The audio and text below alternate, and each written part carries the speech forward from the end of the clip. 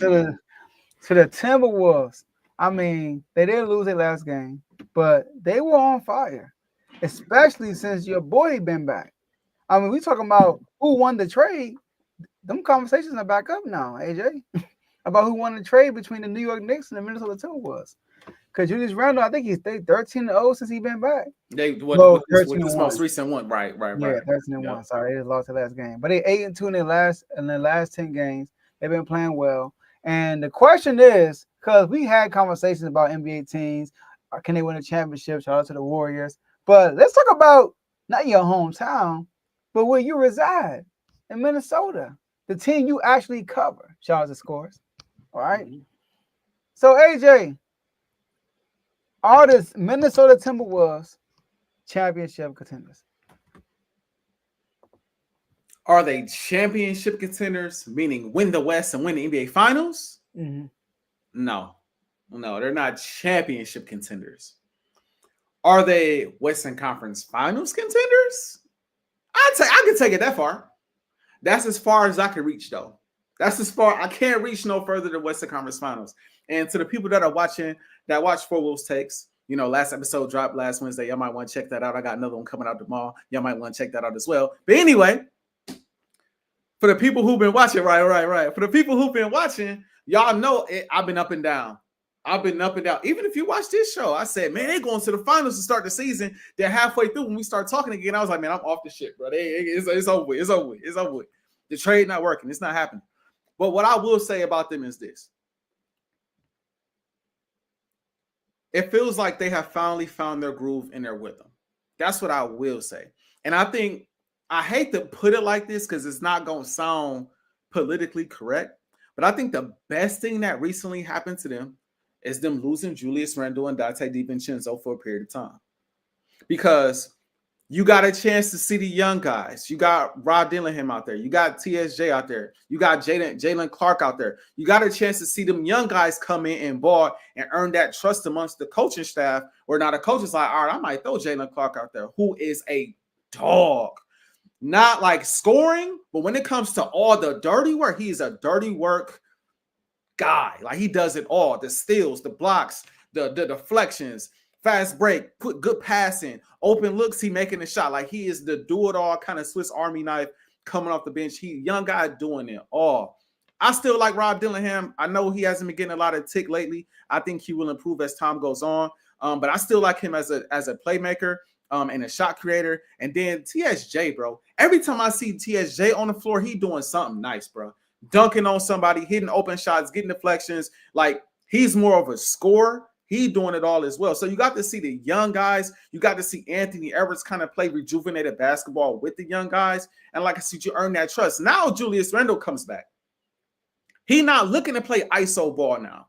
Now he sees, not only does it help the young guys that they was out, it helps him. And it helps Dante DiVincenzo. Because now Julius Randle is like on the sidelines, like, you know what? I like what I see out of bro. I know how I can help his game. I like what I see out of him. I know how I can help his game. Now I'm looking at Anthony Edwards' game a little bit differently. Now this is how I can help him. This is how he can help me, right? And now we've seen him come back. Now it hasn't happened in the last 2 games, but now we've seen him come back and be a facilitator, bro. Legit facilitating. Before the injury, they passed the ball to Julius Randle and the ball stopped right there. It stopped right there. ISO, Julius Randle, top of the key. Let's make a quick move, go to the lane. If you score, you score. If you miss, we getting back on defense. Because it's like they were trying to almost get out of his way almost. Like, all right, we don't know what he's going to do. Let's give him space to operate. He going to do his thing. But now, when Julius Randle gets the ball at the top of the key or he gets the ball at that elbow position, guys is moving. And it ain't even really backdoor cuts. It's relocating, like relocating along the 3-point line, relocating in that mid-range area. And he finding guys. And so it's like, that's one thing I always faulted the Wolves and their organization for recently is like, bro, you need another shot creator outside of Anthony Edwards. He can't be the only one out there shot creating for himself and others because Ant's still young. He's still trying to find his way. You need another guy that can shot create.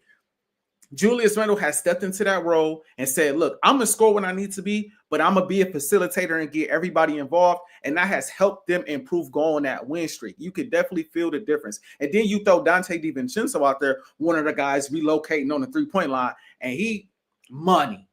Dante Money. He was to me, he was my favorite pickup in that trade. So it just they have meshed together well. But the issue with the Wolves and why I'm saying I don't think they could get to a championship or win the championship is I got questions about them when it comes closing time, bro.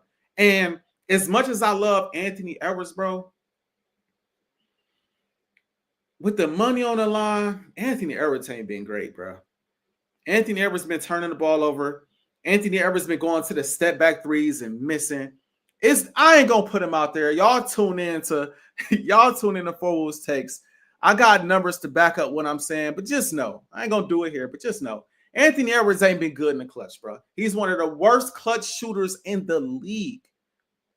Going off this year and beyond, he's one of the worst clutch shooters ever right now.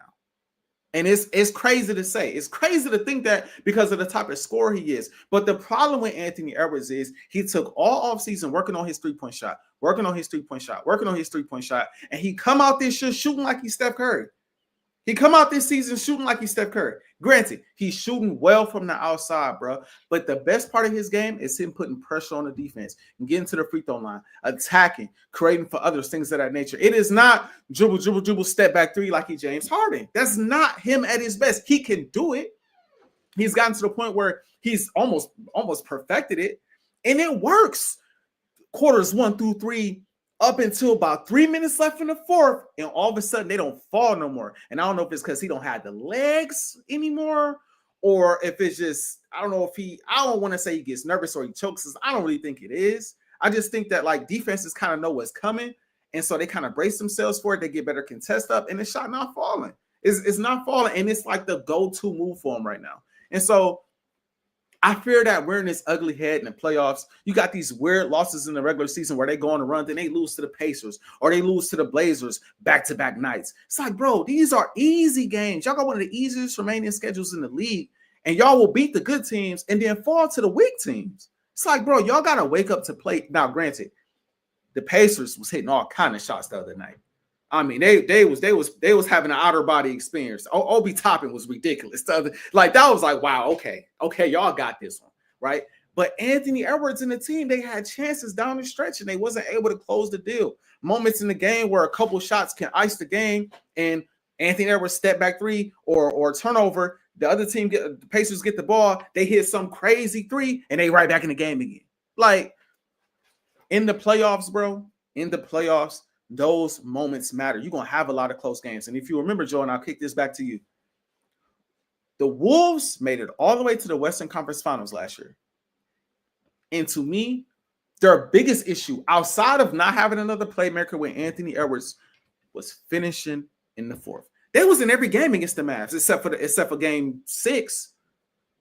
Or was the game 5? Yeah, game 5 because they won one game. They was in every game. They had the lead most of the time going into the fourth, or at least it was tied. But then what happened? Luka do something crazy. Kyrie do something crazy. And the Wolves couldn't respond and couldn't close games. That's how it went. Bro, this team doing the same thing this year, bro. Ain't nothing changing. So I think they have enough to get to that point. I think they could go back. But do I think they can win a championship? Nah, bro. Nah, bro. I don't think they winning no champion. Beating LA or beating, I think they could be the worst. I'm not gonna lie. I like the matchup. I'm not gonna lie. But let's just say beating LA or going to the finals. Let's say they get to the finals. They play Boston with all those shooters and all those scorers, all those defenders. Nah, bro. Nah. Western Conference Finals, though. I'll give them that.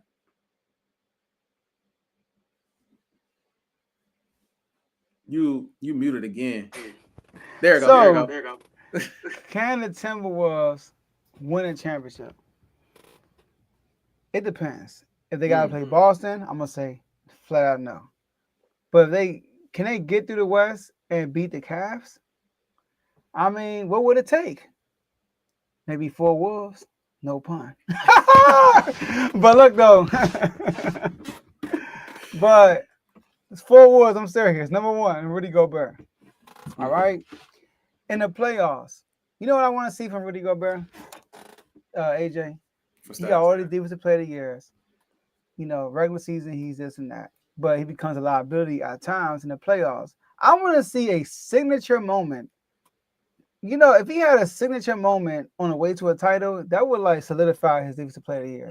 I Okay. want a signature moment from him, and I'm not talking about like a Ben Wallace or Mutombo. Can you give me a Bam Adebayo block on Tatum in Game Okay. One in the I bubble? got you. Right? Can you give me a Evan Mobley block on France Wagner last year at the time winding down? Can you like at least do that for me? You know what I mean? A Giannis block on DeAndre Ayton in the NBA Finals with a minute left, up by 2. Give me a defining moment in the playoffs when Rudy Gobert defense will step up and make a play because they will need it in the playoffs. That's number one. Number two, Julius Randle. I mean, he's been balling. I know you said what happened with what you excited about, not excited about what when players got hurt, blah blah blah, right? I think when Rudy Gobert's not in the lineup, when y'all play the 5 out, and Randall's kind of playing like that 5 role or Nas Reed, Randall can attack that basket. He has that free will to do all that stuff, so he's much better like that, And Randall been playing great. Like I said, like 13-1. Obviously, the Pacers game, y'all lost that game, but up into that game, numbers right here. Oh, I lost it. I lose it. Julius Randle. Here we go.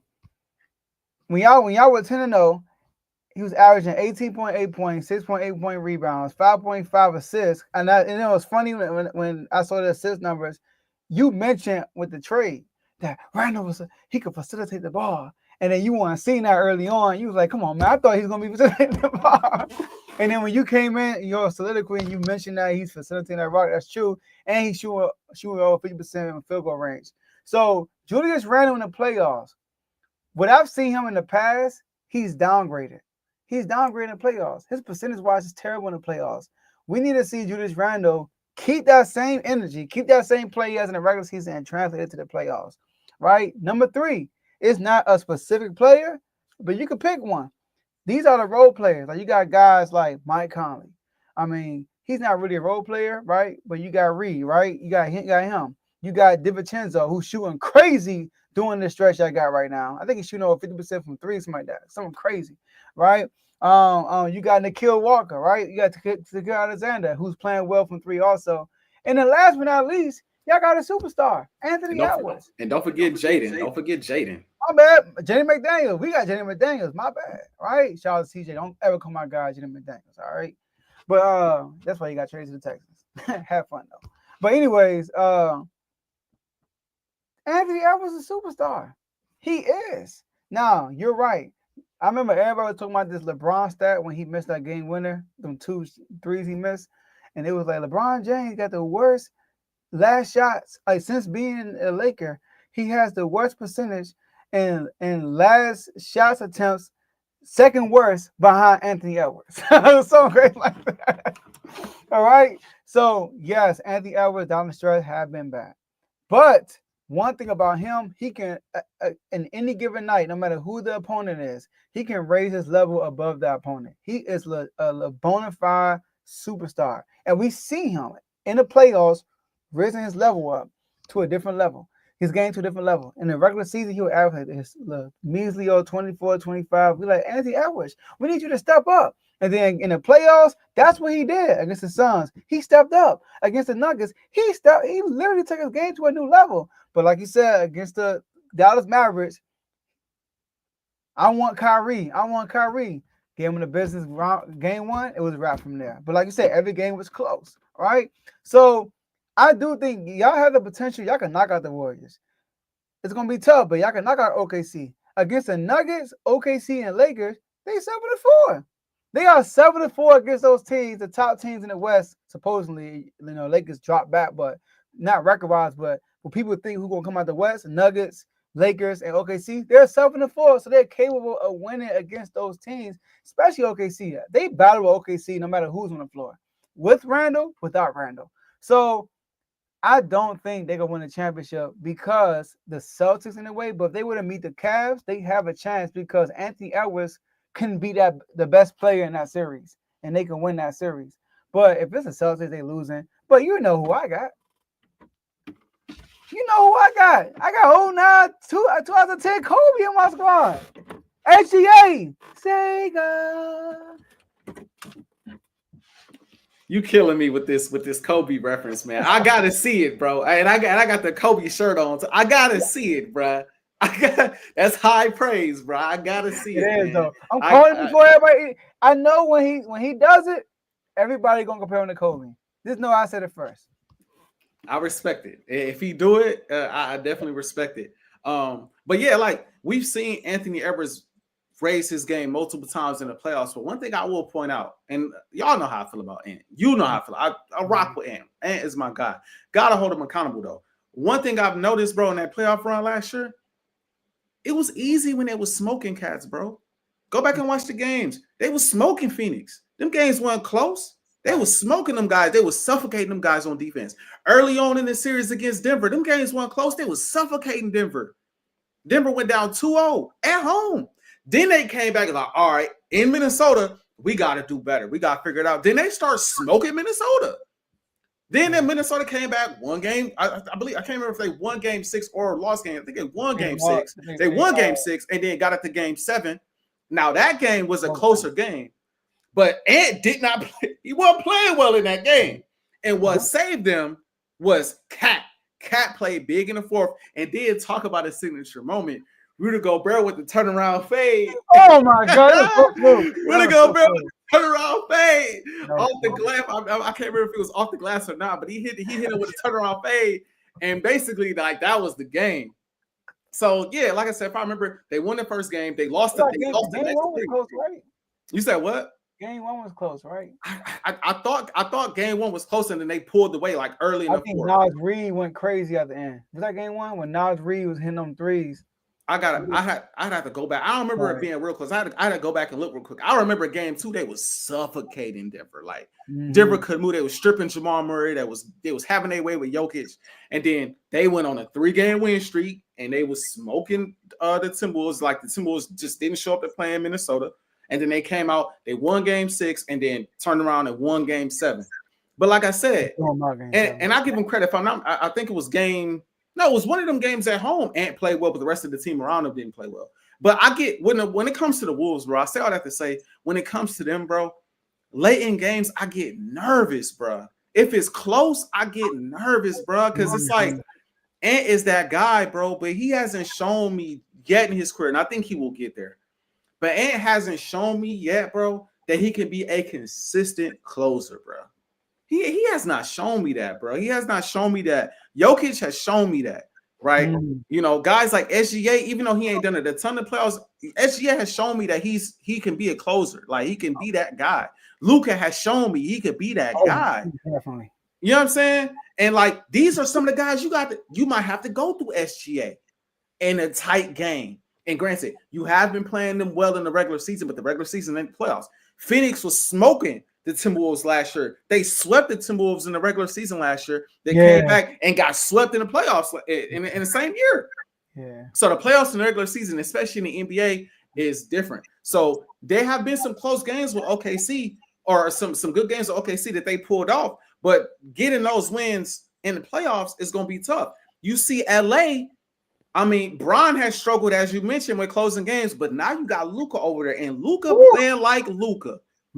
Luka playing like Luka, and Austin Reeves is a big shot taker and a big shot maker as well. Yes. And so you got to deal with that in the fourth quarter. Golden State, even though I think I like the matchup with Golden State because I like their size against Golden State, but Jimmy is, listen, I'm very interested in seeing the Warriors in the playoffs. If like that playoff Jimmy, if they're going to need that playoff Jimmy, and when they need it, are they going to get it? Is he able to flip that switch and just be that? That's going to be a very interesting thing for me to see. Because if they get that, it's going to get real dicey. I'm not going to lie. It'll get dicey. But we've seen Jimmy close. We know what Steph can do. We're getting ready to talk about him potentially in the GOAT conversation next topic. So we know what they could do as well, bro. When I look at the Wolves, it's like, y'all got guys that Anthony Edwards can make shots. Nas Reed can make shots. Yeah. I'm glad you brought up Julius, bro, because like you said, Julius ain't got a real good playoff rap sheet, bro. He don't. And I almost forgot about that. He don't have a very good playoff rap sheet, so he has a lot to prove in the playoffs as well. He can make shots. DiVincenzo can make shots. McDaniels, who been playing very well this year, he has stepped his game up a lot this year on both sides of the ball. He can make shots. But with the money on the line, And not only is it, let's see if you're gonna make this shot, are you gonna make the best decision with the basketball? It's still in question for me. So that's why I can't stamp them as contenders. Ultimately, like I said, I can't. Even though I can see it, I can see them making a run for sure. Because I think they have the talent to do it, especially if Coach Finch digs into that rotation and really plays them. If he play them young guys can play. So if he dig into that rotation throughout the playoffs, we know a lot of teams only go 7-8 deep, if that in the playoffs sometimes. But if he digs into that and allows them young guys to come in and play so that Anthony Edwards is fresh in the fourth, we might see some things. But if you asking me today, what's today? March 18th, before the start of playoffs, I think they're sitting right now at the 7th seed. They're still in the play-in technically. If they true championship contenders, I can't do it, Joe. And it's unfortunate. It's unfortunate, but I can't do it. Real quick before we move on, in that game, it was game one. I was right? It was a 3-point game with 3.5 minutes left. In the fourth quarter, Anthony Edwards had 12. Nas Reed had 14. But when it was a 3-point game, Anthony Edwards scored 8 straight points. Fair. So he closed that game out. He had 43 that game. And that's when we all like, dang, this dude Anthony Edwards cooking. So we've seen it before. And he's had moments. And Julius Randle, by the way, in the playoffs, shooting 34% from the field, 28% from three. Ain't gonna cut it. Yeah, bro. Now what helps him is you're not gonna be the number one option out here. Yeah, well, because he was hurt when they had Brunson, and Brunson was elevating to that level as the number one. It'd have been nice to see him healthy with Brunson and to see that 1-2 punch with him not being the number one. So less pressure. He played in his past playoffs. I thought last year. Yeah, he was out. He played last year. He didn't play, but he played the year before that. He was a no-show with Brunson. And Brunson carried. When they lost to Miami. That man was a no-show, bro. From what I remember, he ain't been great in the playoffs. That's what I do know. He has not been great in the postseason. So yeah, he gonna have to be a lot better. Right. He gonna have to be a lot better. But we're gonna see. Like I said, I think they got potential, man. But they got to figure out the late game stuff. They got to figure that out. That's good. Last topic of the day, Joe. I'm interested in hearing your take on